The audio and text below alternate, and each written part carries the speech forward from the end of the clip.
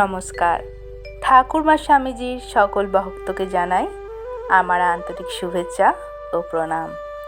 আজ পড়ব ব্রজেশ্বরীর লীলাধন্য স্বামীজি। 1882 খ্রিস্টাব্দ 12ই আগস্ট স্বামীজি এসেছেন বৃন্দাবনে। বৃন্দাবনের দর্শনীয় স্থানগুলি দর্শন করার পরে গিরি গোবর্ধন পরিক্রমা করে স্বামীজি উপস্থিত হলেন আরিচ গ্রামে রাধাকুণ্ডের তীরে। রাধারানীর তৈরি করা কুণ্ড তন্ময় চিত্তে দর্শন করলেন বেশ কিছুক্ষণ। তারপর কুণ্ডকে প্রণাম জানিয়ে শুধুমাত্র কৌপিন পরে নামলেন কুণ্ডে। কুণ্ডের তীরে রাখা বহির্বাস আর লাঠি।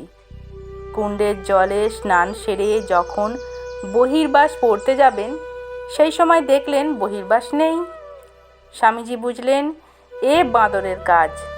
তিনি যখন স্নান করছিলেন সেই সুযোগে বাঁদরের দল তার বহির্বাস নিয়ে গেছে।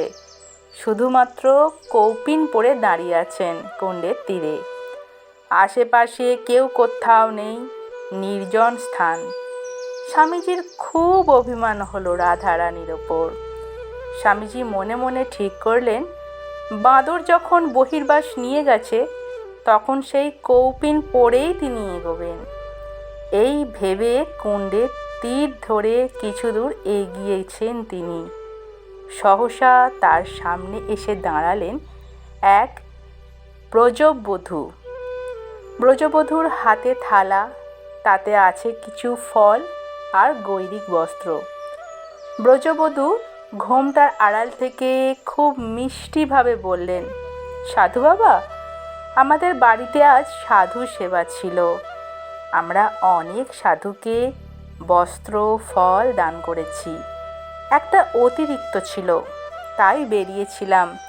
পথে যদি কোনো সাধুকে পাই তাকে দেব ভেবে। এসব জিনিস তো আমরা ব্যবহার করতে পারবো না, তাই আপনি নিন। এই বলে ব্রজবধূ স্বামীজিকে ফল বস্ত্র দিয়ে চলে গেলেন। স্বামীজি দাঁড়িয়ে আছেন কুণ্ডের ধারে মোহবিষ্ঠের ন্যায়। কিছুক্ষণ পর চমক ভাঙলে তিনি অনুভব করিলেন চারিদিক জনমানবহীন। এই জায়গায় কোথা থেকে এলেন এই ব্রজবধূ? বুঝতে দেরি হলো না স্বামীজির। ব্রজেশ্বরী রাধারানীর ওপর যে তিনি অভিমান করেছিলেন, সেই অভিমান ভাঙাতেই এই লীলা ব্রজেশ্বরী। কৃপাময়ী কৃপা ভেবে তার দু চোখ জল ভরে এলো।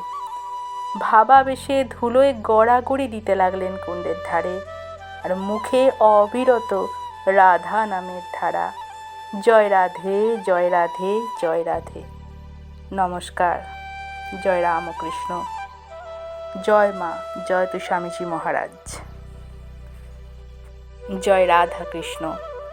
সকলে ভালো থাকবেন, সুস্থ থাকবেন।